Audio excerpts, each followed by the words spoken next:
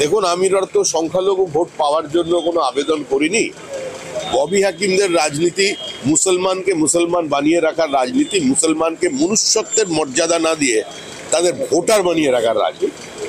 আমরা বলেছি যদি মুসলিম ভাইরা আমাদের ভোট নাও দেন তাহলেও আমরা পশ্চিমবঙ্গের তৃণমূল কংগ্রেসের বিসর্জন ঘটিয়ে দেবো। কিন্তু মুসলমানদের চিন্তা করতে বলেছি এটাই, যে ববি হাকিমের মেয়েরা কোন কলেজে পড়েছে, কোন স্কুলে পড়েছে।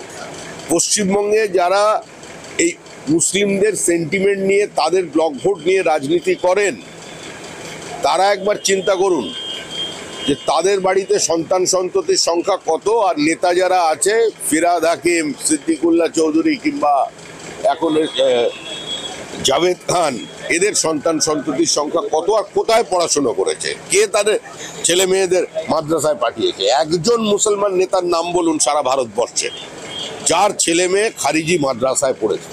সুতরাং ভোটের সময় তাদের কথা মনে পড়বে, ভোটের সময় মাথায় ফেজ টুপি পরে তারা পৌঁছে যাবে, চলবে না। আর ববি হাকিম তো এরকম ছিলেন না, উনি তো দুর্গা পুজো করেন, উনি তো নামাজি হিন্দু ছিলেন। আমি তো ববি হাকিমকে জানি নামাজি হিন্দু বলে। উনি এত বড় দুর্গা পুজো করেন, আবার তারই সঙ্গে এরকম ধর্মপ্রাণ একজন মুসলমান, ওর এরকম পরিবর্তন হচ্ছে কেন?